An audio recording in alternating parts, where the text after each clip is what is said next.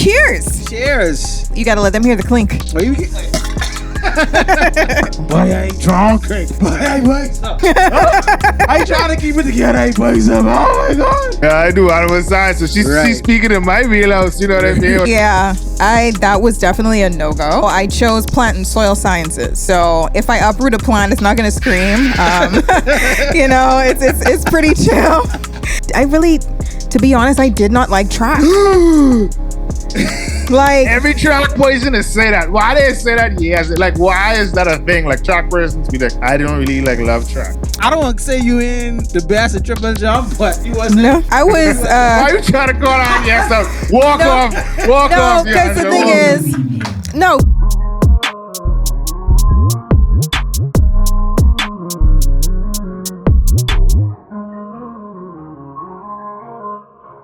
Yes, man. We got our special guest, Miss Deandra, in the building, man. So just let the people know, man, where you from? You from Nassau? Are you from the island, man? Where you from? No, I'm from Nassau. Bernard Road, Born and Fox raised? Hill. Born and raised, Fox Hill, yeah. Fox Hill, or are you from Fox Hill, man? So give us. Are you brought up? Like, what schools you going to? You going to any school in Fox Hill, or what you doing? Yeah, so I went to St. Anne's all my life, first grade to 12. Well, technically that's not all my life. Seesaw Christian Academy.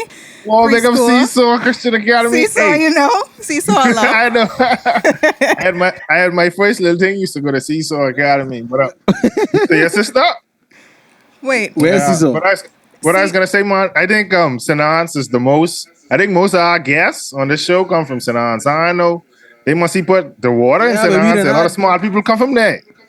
I'd like to agree. Honestly, I'd like to agree.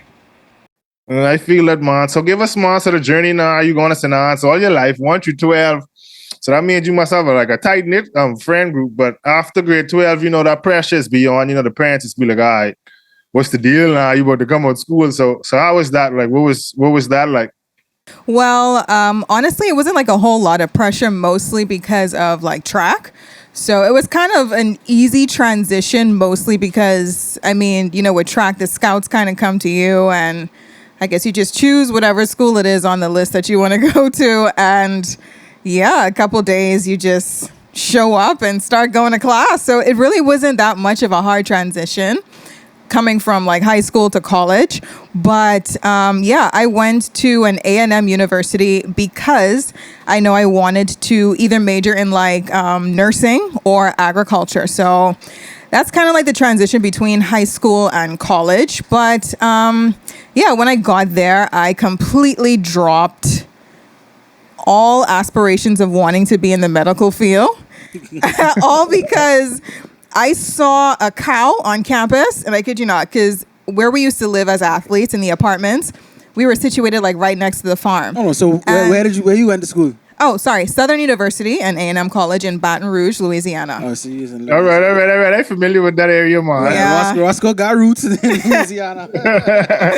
All right, so you go on there, and you say you were that's two broad spectrums, either nursing or agriculture. So finish your story. You say you saw the cows. You said Yes, like I saw a cow. Like there were cows like right outside our window, and people used to tip them, so they'd go like cow tipping at night. But what is cow tipping? Explain cow tipping for the folks who live in Bodie Road. So this cow tipping. So cow tipping is like when you go on a farm, like obviously like a cattle ranch or something, and there's cows, you approach them when they're like, I don't know if cows sleep, honestly.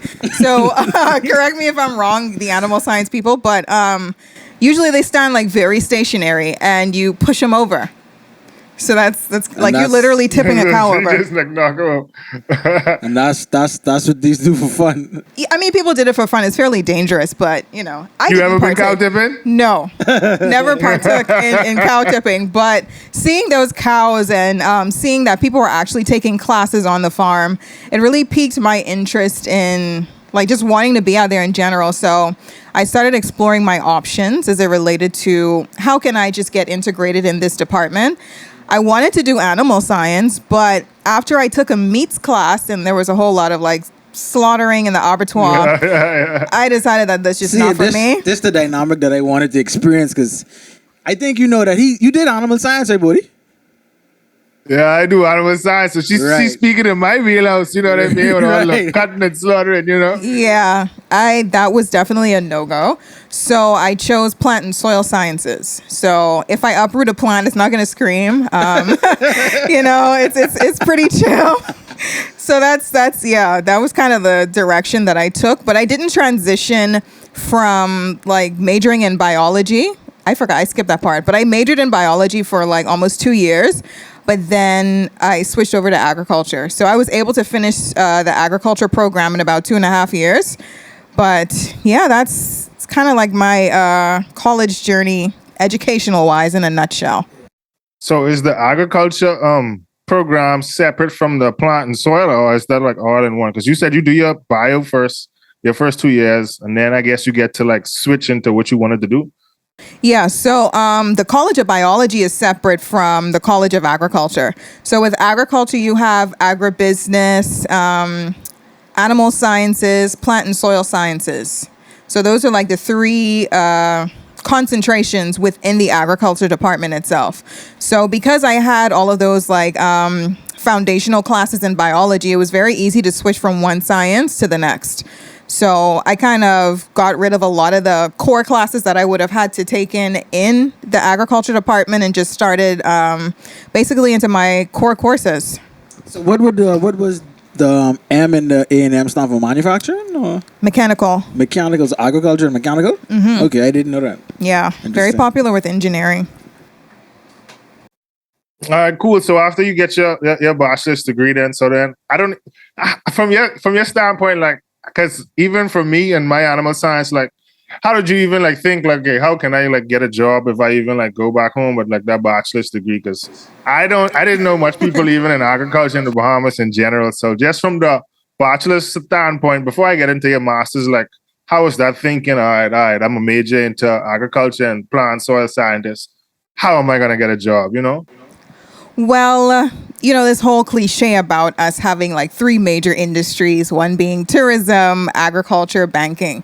And I'm like, well, if agriculture is in the top three, that has to be at least one job, you know. But of course, I learned the hard way after getting my bachelor's. So it was basically like, well, girl, good luck.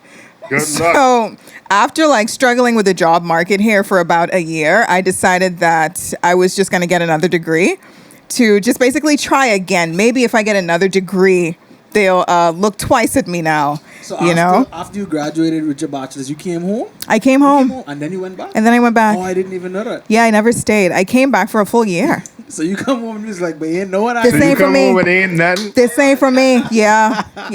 That's crazy. I didn't know that. Yeah. Because I really was just going to settle with the bachelor's at first. Mm-hmm. But I don't know. It was just, I wasn't feeling it. So when you came home, what did you work, or was you trying to get work? So, I mean, I worked, but it wasn't like... It wasn't in your field, your profession? No, actually, you know where I worked? I worked at... Supervisor. Okay, I was trying to remember the acronym, but it was basically like the Parents Association for Track and Field Athletes, where we would assist a lot of the athletes who may not have been like the top 1, 2, or 3 choices for scholarships. And me, alongside of like a few other people, we would like source scholarships, whether it's just like a scholarship for books or like room and board, or, you know, just something for them. Yeah, something for them to offset the cost. So I did that for that year that I was here. Okay. We were able to get a lot of students off to college who probably didn't think that they had a chance. Yeah, and it was more so geared toward like the public school kids.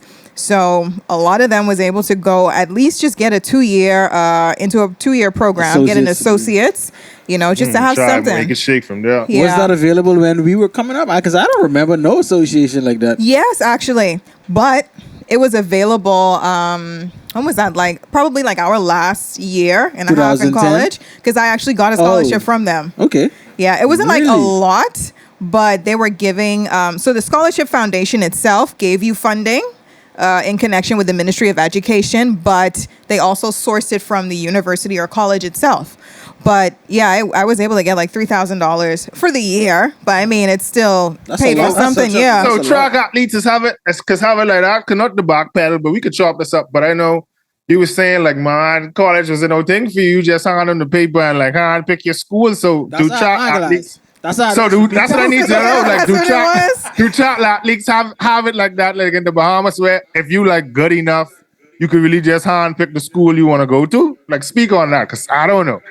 No, like seriously, that's how it is. I mean, and Aaron could talk on that as well because See, like for track athletes, it's different because you have so many like institutions and divisions. You have D1, then you have D2, you have D3, and then you have JUCO, then you have NAIA. Bang. So it's like, and all of those levels kind of fit for like your talent. So if you're not the best in the world, then you're not gonna make a D1. yeah. But then if you don't make a D1, you could shoot for a D2, which is what I went, which is kind of like the second best. And if you ain't good in a D2, then you can shoot for D3. And if you don't get at any school, and the NAIA always willing to take you, or if you just really was kind of not like academically sound in high school, then the JUCO always going to take you, then you're going to transition into a D1. So it's always going to be opportunities. And I guess it's like that. Well, I'm not going to say it's like that for a lot of other sports, but for track. No, it ain't. definitely- No, Mostly it ain't. track. Let me tell you. Mostly track. Because, I mean, you know the basketball grind and then the track, if you're grind, different. So you would know the difference. Yeah, but But track. I know what she mean when she say she didn't have to kind of like fight for a school, because it's always schools that they're willing. It just depends if you're willing to go in the middle of nowhere. That too. Yeah. So was there any other school that could have got you? Because you said you wanted to do the nursing or the agriculture. So was there any other school in Southern? Yeah, so there were four schools that showed interest. So there was Akron. There was also, LeBron? yeah, that's D1. There was Embry-Riddle Aeronautical University in That's a Daytona, D1. Florida. That's a D1. That's a D1. What else? TCU. Definitely D1. Texas Christian. Yeah. And then there was Southern University. And a lot of people kind of question me like, well, why would you go to an HBCU or something like so small when you had other offers? But Really? I don't know, Really? like at that time in my life, I actually knew the trajectory of like where I wanted to take my career. I wasn't undecided in any sense. I knew it was either one thing or the next. Southern University has one of the best nursing programs, even when it comes to like pre-med as well. And the hiring rate out of the nursing program is basically 100%, you know, and even with the agriculture program as well, it's almost like a 100% hiring rate afterwards, you know, so it was kind of like a no-brainer. And I always wanted to be in an environment where it's like a very small student to teacher ratio. So a lot of my courses in the ag department, it was only like maybe 3 of us or 6 of us. And that's the kind of environment that I really thrive in mostly, as opposed to just having one lecturer to like 100 students. And So that really wasn't my thing. One time. See, that's different. She had it all calculated out. Me, I just like, boy, I leading with track first, and then academics could follow. Because here on that list of schools, like as a track person, you would pick TCU because TCU Absolutely. historically is like the best TCU track of the- school out of yeah. those Yep. few. But then you was like, you know what? I don't want to say you in the best at triple jump, but you wasn't. No, I was. Why you trying to go on yourself? Walk off. No, because the thing is, there were only 2 of us. Or, well, no, it was 4 of us. And me, it was 4. You tomorrow. Yeah, from the here, Bahamas, like yeah. locally, there was only 4 of us. And ranked in the Caribbean, I was only like number 5. You know, so it's not like I was number 1, 2, or 3. So, I don't know. I also knew that I really, to be honest, I did not like track. Like Every track person is say that. Why they say that? Yes. Like, why is that a thing? Like, track persons be like, I don't really like love track. and it's not even like a revelation after I was done. I never liked it from the get-go. I just knew that it was a gateway to getting into college. You could have kind of, if you knew Deandra from high school, you could have kind of known she hated track. She Like, hated working out. I hated Like, working out. I it's not hated eating burgers and running. things. Like everything about track disgusted me, honestly.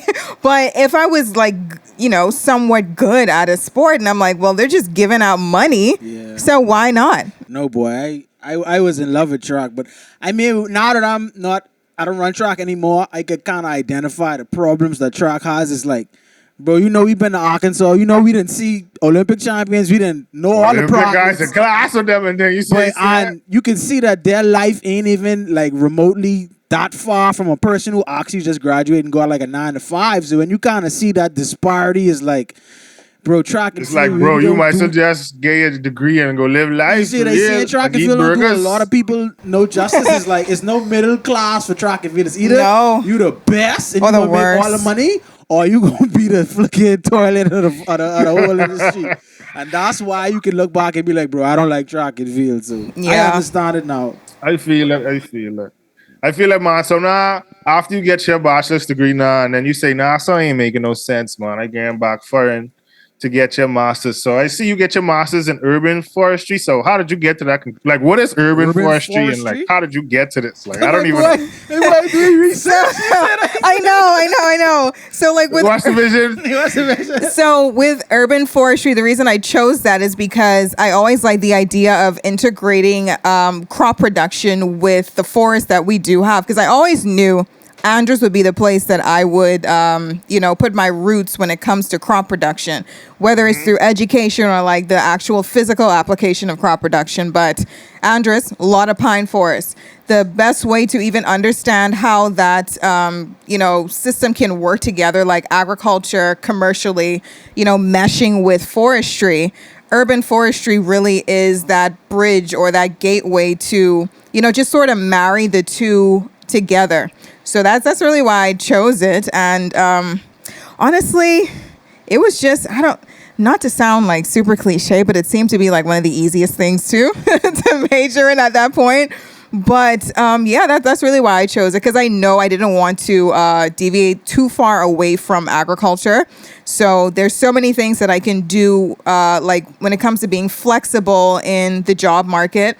I can be an arborist, I can be an agronomist, I can be an educator for agroforestry, or specifically for plant and soil sciences, or specifically for forestry. So I just wanted to make myself like as flexible as possible while still dealing with plants, some on like a commercial scale for cash crops, and others for just like GIS applications, remote sensing, that sort of thing. So see, you take the thing super educational now. Now you got to break down some terms. You got to break down. Yeah, you got to break down some terms for our audience. You got to now, break it right? down for the streets. You see that? You know what I mean? For the streets, you got the normal behemoths now. These people who might want to. No. So what do you mean? So like break it down, like so like urban forestry, like what does that entail, and how can we like integrate that specifically with the crops in like agriculture in the Bahamas? Like, right, so how that can too. we integrate that? That too, but like when you say pine forest, you mean just like pine trees, and when you say agro, whatever, and this, whatever, like you can give a layman's terms of those things. Because I over here like, what's she talking? okay, so in a nutshell, how do I grow onions in the forest? Okay, it's bing. I grow these tomatoes in the forest and mix with the pine trees. That's what it is. Now you're talking. So that's agroforestry. So when you break it down into agro and then forestry, agriculture, like as it relates to crop production, or even see, look what I tell you. I said, Aaron, please tell me when this might get too close, so I wouldn't touch my lip. You straight down here watching that. But yeah, so when it comes to like agroforestry, again, you think about the agro, which is like crop, animals, whatever the case may be, and then how do I make this happen within a forest? Okay. Is it even important that it does happen in the forest? Because a lot of crops I see happen like in a controlled environment. When I think about forest, I think about like bush, just miles and miles of bush just naturally growing by itself. I call that what? Sustainability. Cold. Words on your head, dog. So when you think about our climatic impact too, you want to be as sustainable as possible. So when you do have, happens by itself without any, like you can contribute to these practices time and time again without them, deteriorating the land. Right, okay. So whether it's organic farming, I'm not really I wouldn't say not the biggest fan of organic farming. It's a little far-fetched, but I guess we'll get there. But when it comes to like urban forestry, it allows you to use like the forest plants as maybe a method of like wind control, like acting as a natural windbreak, as opposed to maybe like putting up a fence manually, like using manual labor with your hammer and nails and some wood and all of that. The trees act as a natural buffer for wind. again, protection against maybe like other outside elements, whether it be like biological in a sense that, you're warding off larger pests. Like, for example, in Andros, there's a lot of wild boars. So if you have a field in the farm, naturally they're going to be attracted to your crops. Right. All right. So if you have trees, it's easy to just wire it, like put barbed wires around the naturally existing perimeter. So like you use a lot less resources. And of course, like when you farm in the forest, naturally you have more well-fertilized soil, or like growing media rather, to use, as opposed to maybe a commercial plot in the inner city, So it's just so many ways in which you can be sustainable in a forest setting, as opposed to just what you may see on TV, like the commercial farms that span acres and acres to where you can't really see the end if you stand on one side. So yeah, I mean, and based off of our current agricultural climate, it's suitable for the amount of production that we do currently have. Now, when we talk about expansion, probably it won't be enough. But as for now, it's definitely something that we are currently doing in Andros. There's a lot of farmers. You don't really see nobody farming just off of the side of the street. Everyone has a farm within the forest. Really? It's a lot of farmers down there in Andros? Like they have a good much now? A lot. And see, the thing is, too, a lot of the produce that you do see in your stores or even at the farmer's market, everything comes from Andros.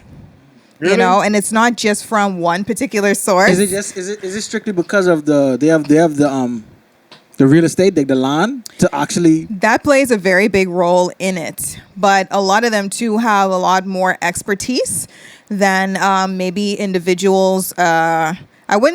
Let me not put it that way, because then people would feel like I'm stepping on toes saying that farmers lack certain skills depending on their island. But it's just that when you're on the out island, too, a lot of them are more inclined to wanting to feed themselves as opposed to us living in the city. I mean, we're just more so interested in like going to a store and purchasing our crops as opposed to growing it ourselves. So you just have more people who are interested in actually growing for themselves and, for profit as well, because I mean, hey, that's their job too. Yeah. Most of these farmers, are these like passed down, like family generational farmers? Or are these just like new farmers who would just grow up on the island and wanted to farm? Or like how's the farmer, I guess, ratio in Andros? Because I don't know. So a lot of it is generational. But one of the saddest things that I have seen, though, even though it is generational, there's a significant age gap. So you would have farmers who are like within their 50s or 60s, and then you have new age farmers that are like in their 20s and 30s. So there's almost like a disconnect between two completely different generations, because sometimes you have your boomers, and then you have, like not even millennials. Yeah, so it would be like a gap between millennials and boomers, and then you're like, well, where's Gen X? Yeah, Generation X. So that is probably one of the biggest concerns that we do see when it comes to like a generation to generation type of knowledge transfer.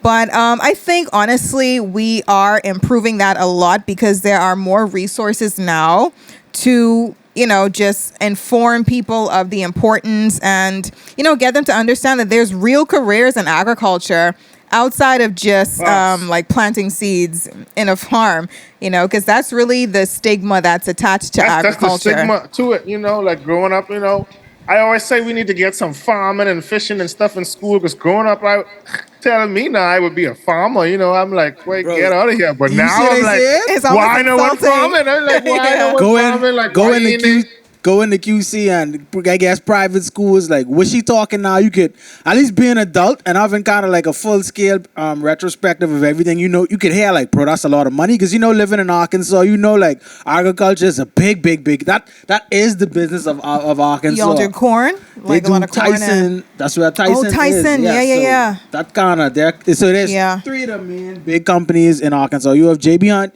you have Tyson, and then you have what's the next one? What? Simmons Chicken. Yeah, Simmons Chicken. And it's kind of like agriculture is big. So with that perspective, knowing how much resources we have here, it's like, why nobody is doing that here? You know what I mean?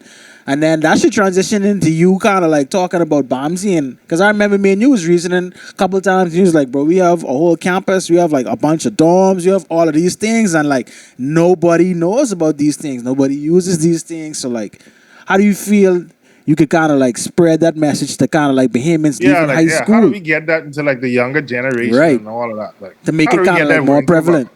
So honestly, that's part of my biggest passion when it comes to being an educator in the industry of agriculture. It's so important to start young. You know, for the life of me, I don't understand why agriculture hasn't been introduced as a permanent fixture in the curriculum starting from primary school. I have no idea. It's so crazy. That is very crazy. Yeah, so like in a lot of cases, they only have it like as a club, like an after school activity, you know, and that's not enough. It should be the main thing. Like how we learn about social studies, it should be agriculture. They should have fishing. They should have everything where agriculture should be. Yeah, bro. Exactly. Yeah, so I don't know. That's definitely something for the Ministry of Education to figure out, but it's sending this to you, Ministry of Education. We sending this clip to you. Yes. Y'all better tighten up over there. We holding y'all accountable only at Washington. So anyway, so what? I want to deviate. I want to deviate a little bit to now. We talking about the Bahamas now. We talking about agriculture. So now you want Andros a lot, but on talk a commercial scale or a backyard farming, what do you think would be more beneficial to the Bahamian generation moving forward? Because, you know, food is constantly on the rise now. And like we say, the Bahamas, they don't take advantage of their agriculture as much. So should they try to do it more on a commercial scale, or should they just try to educate those individuals to get more on a backyard farming perspective? So for me, I like to say it's so easy to walk and chew gum at the same time. So two things can exist at once. So I think we should focus on both, like give the same amount of energy to each of those. But the thing is, again, it gets very political when it comes to the commercial side of it. But when we think about backyard farming, this is why I felt so inclined to creating a course that is specific to learning more about the ins and outs and the importance of backyard farming. Because the thing is, it's that even if you look at your grocery bill, for example, and when you go to the produce section, you're like, okay, well, tomatoes are something that I purchase a lot, you know? And when I look at my yearly expenditure for tomatoes, maybe it's about $250, $300, right? Over the course of the full 52 weeks in the year. So you actually do that? What? You mean for like... For your vegetables, you look at like... Tomatoes. Yeah. Really? Yes. So I would understand why you do that, because you know how much you probably would save if you was to grow. Yeah. Okay, so that's probably why. Because that's the key part of like understanding what type of crops that you should grow in your backyard. Right. Because for backyard farming, it's more than just aesthetics. You know, a lot of people like to just, you know, put the raised beds and they're like, okay, well, I want it to look this way or that way. And there's nothing wrong with you have a raised bed. Right? What's in it? She had tomato, sweet peppers, you know, the normal Bahamian. Right. So exactly. So that's the kind of mindset that we need growing things that we consume commonly. Right. So that you're able to reduce the grocery bill, whether it's like by $100 to $300 a year. That plays a significant difference because that money you can use that for gas or, you know, other little bills that may come up. So because for low income people, that's going to be a major difference. Exactly. And you see that bread basket items now, they're being taxed. Right. Save to the roof. Yeah, man. So that's part of why I am very passionate about backyard farming. Again, I'm very frugal. So anywhere that I can save money, I'm going to do it. So you break? Nah, I ain't break. That's the gag. I'm broke. Nah, we all break over here. So we like to ask like top 3. So if I wanted to say, okay, Deandra, I want to be a backyard farmer today, give me the top 3 or 4 things you think I should need or know, however, need or know to start my backyard farming journey. That's a good question. Okay, so again, the first thing what we just discussed is understanding your grocery bill. Like that is so important. Like itemize your grocery bill. I know it seems like a lot, but it helps. significantly when it comes to the planning. So itemize your grocery list and maybe just choose 1 or 2 crops that you see you purchase very, very frequently. So when you choose that particular crop, you do your research on that crop to see, okay, maybe this type of variety of tomatoes, like if your crops were like tomatoes and bell peppers, and again, those are things that every Bahamian consumes a lot, you know. Every day. That's going every. That's the foundation. Yeah, of like every that's Bahamian going every meal. dish. That's the foundation of every Bahamian meal. You know, so why wouldn't you want to grow tomatoes and bell peppers? But the thing is, after you would have discovered the crops that you want to grow, what's next is that you look at the varieties, and when you gain knowledge on the varieties that you would prefer to consume, look at when they're most successfully grown. All right. So you can't just pick a crop and say, okay, well, I want to grow broccoli and it's the middle of the summer, you know, so you have to be very specific on crop seasons. So just generally making yourself aware that you can't just treat plants as things that, you know, they're going to do whatever you say that, they should do. You know, it's the same thing as you know, keeping up with your health as an individual. The same thing with a plant. They require certain environmental, characteristics that, assist with them growing and yielding as they should. So gain some knowledge on the crops that you would have selected based off of that grocery list and plan. You know, like having a garden plan is something that a lot of us tend to ignore. So what I mean when I say a garden plan is like a thorough list of maybe activities that you need to do in order to make this planting successful. You know, the tools that you would need, the season in which they need to be produced, the type of fertilizer that they need, and everything that I'm mentioning is all theoretical. So people only look at the practical application of backyard farming, but the theory comes first. Right. Like you always have to prioritize the theory because, again, agriculture is more than just taking the seed, putting it in the soil. Fox, You have to gain an appreciation for the science.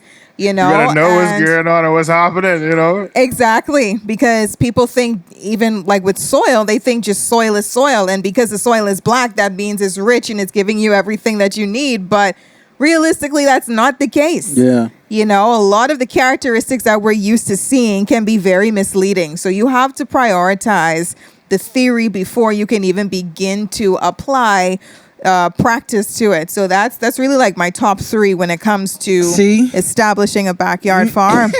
You need to go talk to my mom because All right, 1 month. We got 6 more minutes, amen. So, 6 more minutes. Yeah, love yourself. Finish it up.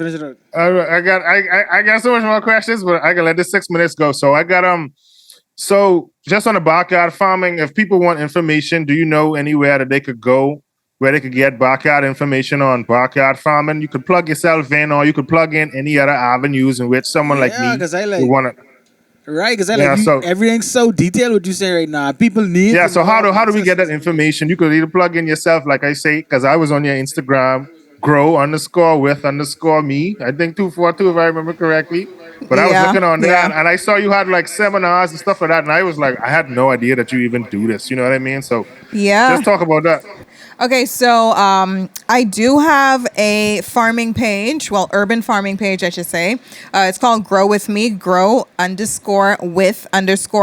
242. So I'm not as active as I'd like to be on that page, but usually if anyone sends me a DM about, troubleshooting anything related to backyard farming, it's just free info just on that one database. So another source of learning about backyard farming and becoming certified in it is through Bamsi. So I'm a lecturer at Bamsi. And so I'm a lecturer at Bamsi, and I developed a backyard farming course. It's NACOB approved, meaning that it is something that could be offered at an accredited institute. So the certification is 100% real, and you can use it as a resume booster. So that course I developed is a 7-week course that I have it itemized over the course of 7 weeks to where 1 week is catered to like learning about soil. Other weeks are catered to crop production as it relates to starting seedlings or just understanding how the environment plays a role in choosing the best area in which you can set up your backyard farm, and really everything in between. So it's a 7-week course. It's something that you definitely do have to pay for, but it's a 7-week course that we do offer at Bamsi. Again, it's something that you can take, usually offered in the summer. But depending on how many people are willing to, we tend to run it whether it's in the fall semester or spring semester. So that's definitely 2 ways in which you can, boost your knowledge on backyard farming. So again, with my platform on Instagram, it's not something that I'm always like on top of like 24/7, but if I see your DM, whether it's like a day or 2 late, just understand that you could get free information from that. But when it comes to like me actually giving you assignments and, testing your knowledge and giving you coursework, quizzes, everything in between, that is something that you can get directly from my backyard farming course at Bamsi. Oh man, I didn't even know, like, because I'd be away so much. I didn't even know like Bamsi was actually like doing the thing. You know what I mean? So do y'all have like an online aspect to that, or is it just strictly you have to go to Bamsi for it? No, my backyard farming course is strictly online, mostly because I want to be able to reach as many islands as possible. So the only thing that I require, I give you a list of items that you need to have prior to enrolling.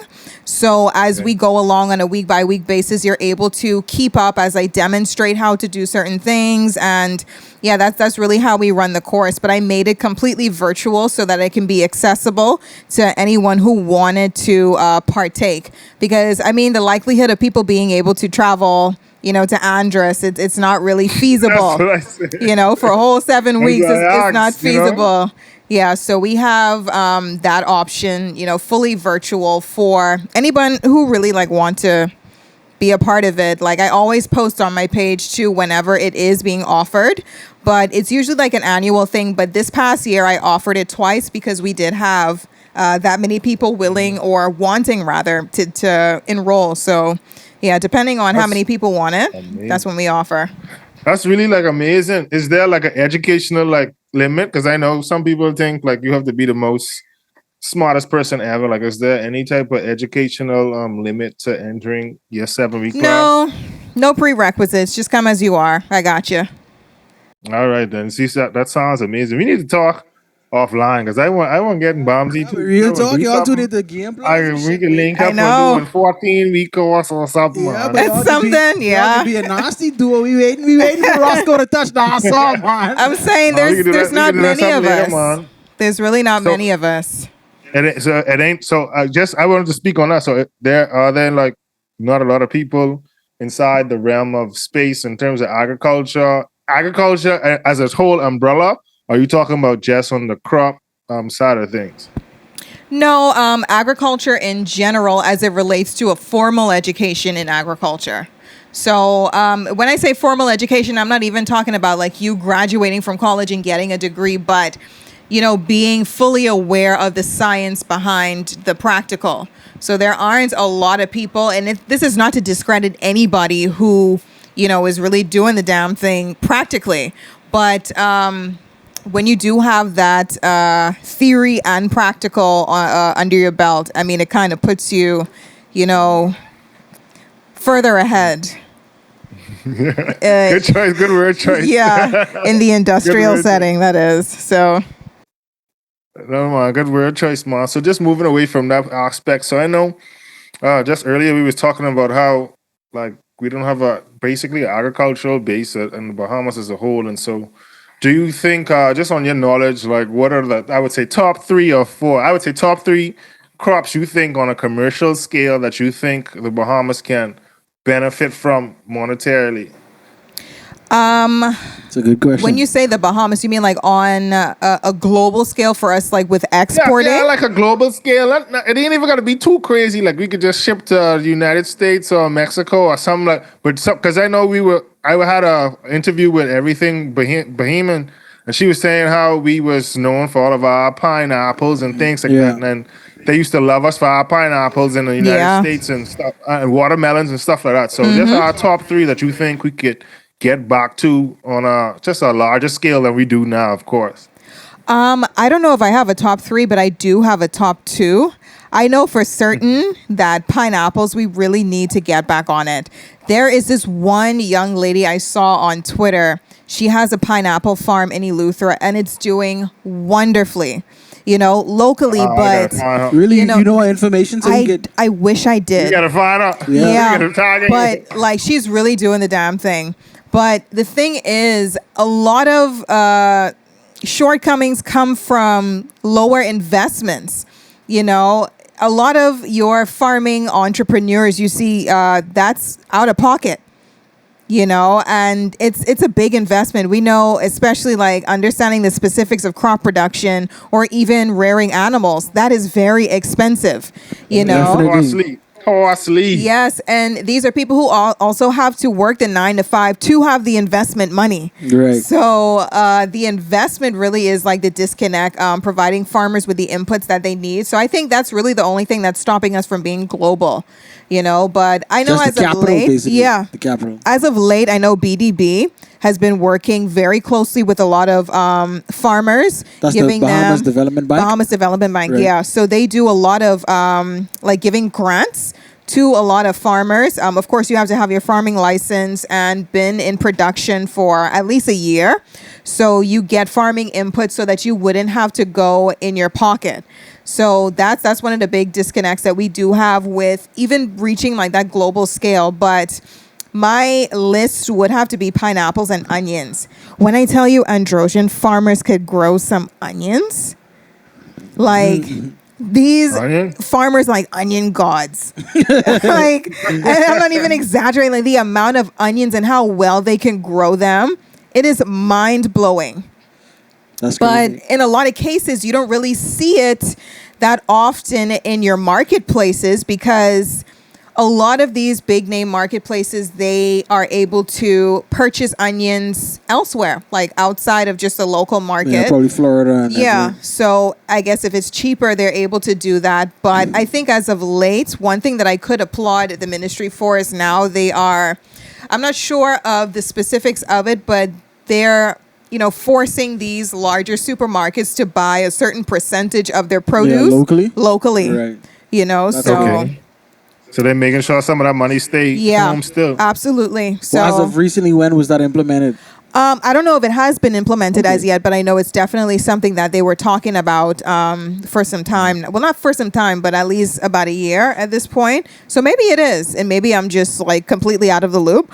But it's definitely a conversation that they did have as it relates to, allowing local farmers to make a lot more profit from, their initial investment. So my top 2 would definitely be onions and pineapples.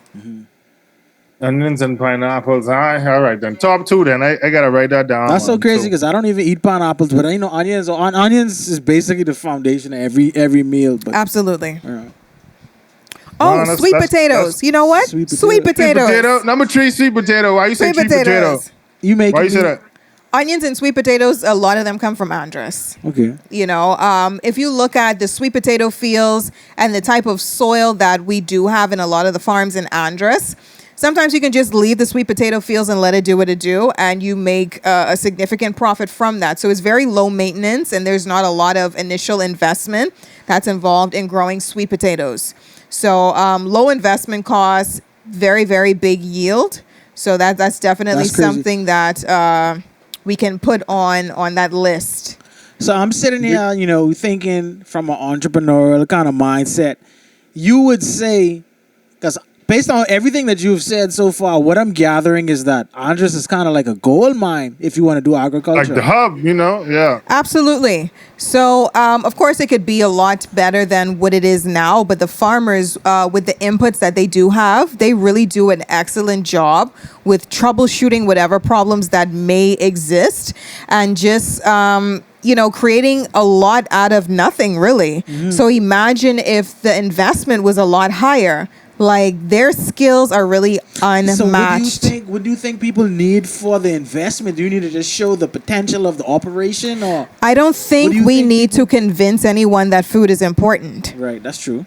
There's no need to convince anyone that food is important. So we need what it, is the- like what is the regardless. gap in between getting the funds, because if they have the operation, we have the soil, we have. Would you say it's knowledge? I don't know. Is it Or would just you say simply- I don't know? Or do you think they don't think it's a good return on? Yeah, what do you investment? think? What do you think is the gap, the bottleneck? Why they can't acquire the capital to scale this business?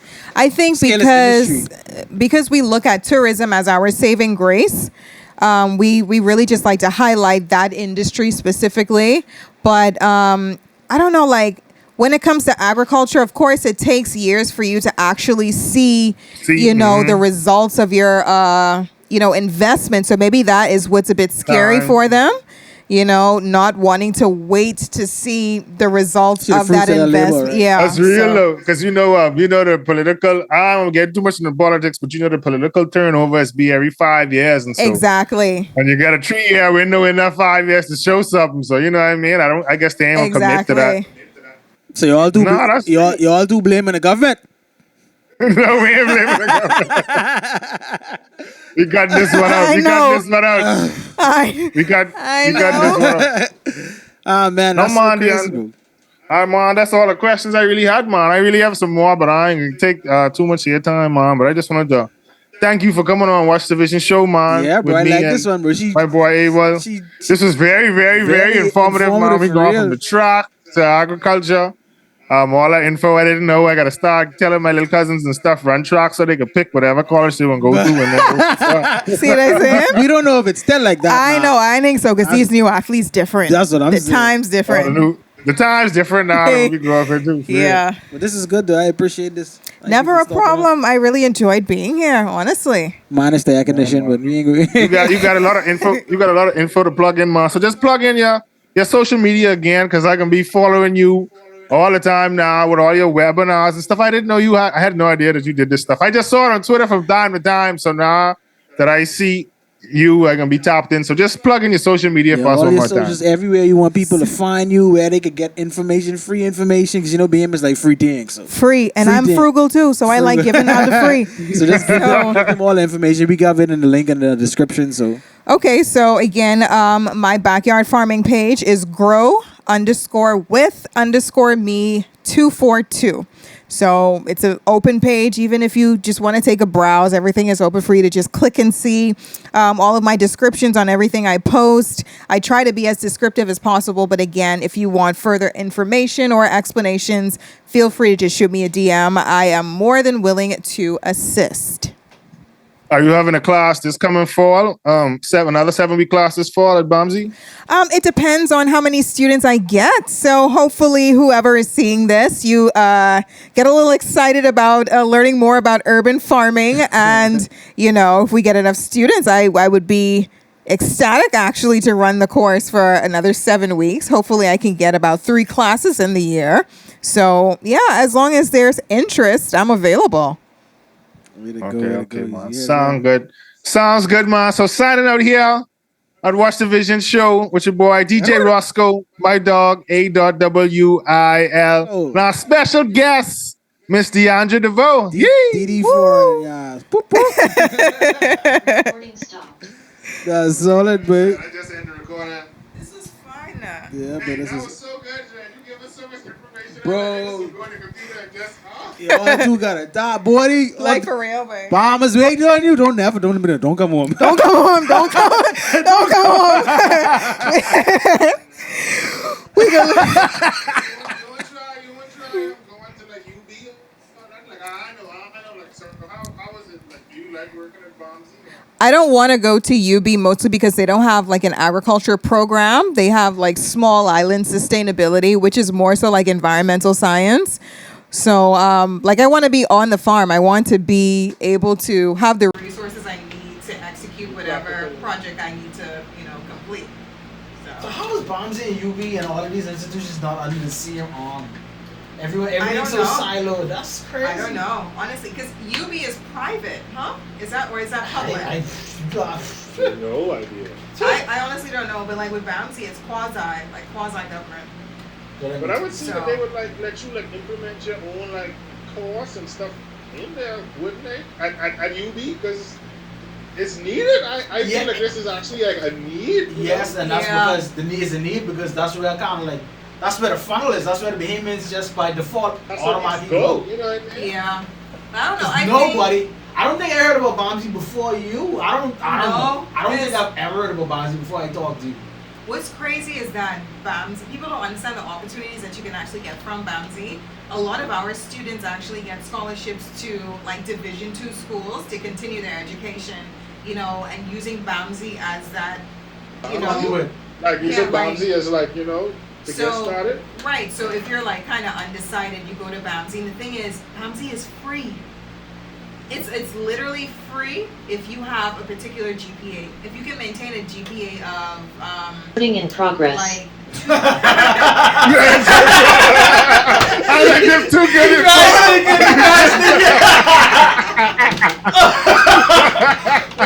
I like because we ain't talking about that. So repeat that. So you say you can go to Bamsi free for real? Like My wife go.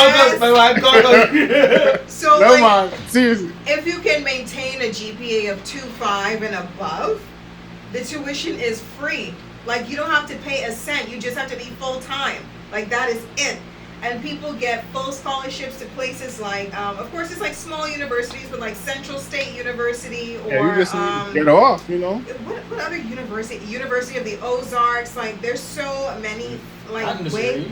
So like there's so many opportunities that you can get coming from Bamsi because we are an accredited institute and our credits transfer to colleges in the U.S. So I have a two-tone question now. So one is, if it's free, does room and board come free too? Because I know niggas ain't trying to move to Andros. Room and board, I don't think that's free. I think tuition is free, but like room and board, you probably gotta foot that bill yourself. But again, I it's think nothing you as gotta extreme let as people the know States. the disconnect is because you gotta move to Andres. Yeah, you have That's to kind move of like there. a big commitment. Yeah, You that's think like the so? big, you know. Not for me. You know, I didn't move. Not for me, like, but like the people who like, People who only know Nassau, that's a big. Me, I didn't live everywhere in America, but for people who never leave this island, that's kind of a big commitment. Put your big boy, big girl pants on and take the risk. What you mean? That's real. No, that's real. You That's cannot, real. you cannot second guess success. That's true. You cannot. So now, that's crazy. But now, I want to know, right? Because like Ava said, he ain't never heard of Bamsi before you, but I hear of Bamsi, right? But I don't. The information about Bamsi is what missing. Like I know Bamsi exists, but I don't even know if Bamsi open. It's like But they the marketing. offer how you get the free school. So like, I didn't even know Bamsi was on Andros. Like real talk, I don't know nothing about Bamsi. No, so but how does this information lost? And it's such like a good thing. Why is the information about Bamsi getting like missed and fizzled out in the wind? Honestly, I wish I could answer that. I honestly don't know because they have a website. And if you visit the website, bamsibahamas.edu.bs, you're able to like access each individual department, see the offerings, see the curriculum. They have information on the full tuition grant. Everything they have on that website, and the website has just recently been updated. But like, if you just take a look at that website, it's there. You know, but I don't know when it comes to like advertising it, how well that's doing. But when I tell people I work at Bamsi, the first thing they ask is that, oh, you work on the farm. I'm like, no, I'm a lecturer. Like, I teach plant and soil sciences, you know? But yeah, I really don't understand where the disconnect is. But I think a lot of individuals just really don't care about making agriculture a career. So I don't know, maybe that's just it, because you're not really engaged enough in like your primary and secondary levels of education to even consider that as an, option. You know, because when we're in high school, the only thing we're taught either doctor, lawyer, accountant. Doctor, lawyer, accountant. Yeah. That's it right there. The Holy Doctor, lawyer, Trinity, that's it. That's all we're taught. But one of them 3 years of failure. Exactly. So I think that's Alright. where the biggest disconnect comes from, is just the lack of knowing the type of opportunities that we do have. And the thing is too, one thing that I also do, I'm a very big advocate for community. Because I was born and raised in a low-income community, it's always been something that I wanted to improve. You know, I hated just being one of the very few people who may have, you know, made it out the hood when it comes to like earning a degree and moving forward from there. But I do a lot of work with like at-risk youth. So recently I partnered with, like through Bamsi, I partnered with Project Shore, and that's like an alternative school that reintegrates what they consider problem students. It's an all-boys program where if they're kicked out of whatever school that they're in, they go to Program Shore, and then they're reintegrated into society in a sense. So I just partnered with them recently to host a horticulture program to where, you know, they at least get a certificate of participation, you know, when it comes to agriculture, along with this group called the Way of Life Ministries. They have a lot of inner city kids, and it's always like just all boys. And hardly ever any women, but, well, young ladies, I should say. But I've only ever worked with like at-risk young men so that they're able to understand that, hey, there's other alternatives than thinking that you're a failure if you're not good in math and, you know, maybe, stuff like that. Yeah, so I must say, yeah, bro. When you get scared, you gotta come home and try and make a little difference, bro. Real talk. Yeah, man. I get into that. That's why I still start. Like you say, y'all niggas got the knowledge. Like y'all more than you can't get more qualified than with y'all is. You know what I mean? Bachelors, PhD, masters. Like it's a nice little power circle we have here. So yeah, and again, like I said, it's a couple of us who are like formally qualified in that arena. Like there's a couple of us. We definitely do exist, but it's a matter of I trying to find them piece by piece. I can get them though. I can find. I'll send you the contact of two of them that I do know. Who I What Roscoe's saying is he come $100K for him to come home. That's all. If you saw the $100K year, big bag. Yes, I get it because you're not gonna make anything here. Let me just be blunt. You're not gonna make nothing. What is that's define nothing. Like 20K, 30K. What is nothing? Not that. But he ain't. He ain't gonna be no six figure. He ain't be no six figure boy. Not the Billionaires Boys Club. We got now. So I gotta see me later. Then we gotta start. Yeah. See. He ain't no six-figure boy now. Yeah, man, Deandra, man. I want to continue. I want to run on, man. But I just want to tell you, if no one ever tell you, are you showing you? Oh, I gotta drop big bro. But I just want to tell you, man, you doing the damn thing, man. From this interview, man, you doing the damn thing, man. So I just want to give you your flowers for sure. I'm inspired, to be honest. I can't tell you no. I'm inspired because I know you doing the thing. You inspired me. I gotta go harder than I gotta get myself out there. No, but it's you who doing the inspiration. Because when I saw you get that PhD, I'm like, dang, you know the significance that shit is inspiring. That is definitely inspiring. Yes, because I'm looking at you. I'm like, I need to be here. Right, because she was telling me she wanted to do a PhD, but she like the stress. Why didn't you do your PhD? And I'll get to why I do mine. But why didn't you? Are you still thinking of doing it? Or? I am kind of still thinking about it, but the way my personal life set up, I couldn't commit another 4 years to being away from making money. That's true. Trust me. I totally understand that vibe. That inner city life, we're not. Well, I wasn't granted the opportunity of having a lot of choices. So, got to get out there, work, and make money to support. So 4 years, so much can happen in 4 years. Exactly. Like that's 4 years really. If you really think about it, 4 years is almost like a decade. Almost. Yes. It's like you could lose way too long. Family members. You could have kids. Like you could have so much things can happen. So 4 years has changed a lot. So why you decided to do yours, bro? I mean, honestly, you can't just decide because I was like, I already was doing my masters and you honestly, I didn't want no one break for you. It wasn't that I never wanted to stop because I never wanted to be limited. You know what I mean? Just in life in general.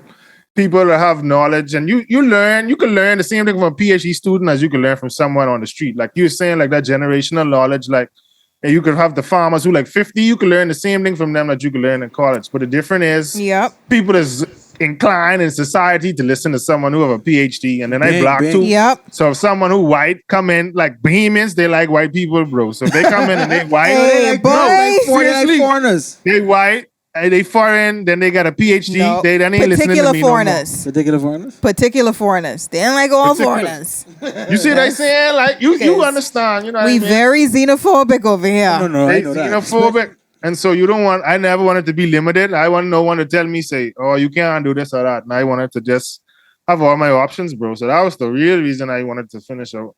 That's inspiring, honestly. Maybe my commitment to wanting to do my PhD has increased by By him? another 15%. Yeah. Let me tell you who ain't going back to school. Let me tell you who ain't going back to school. Man, if you need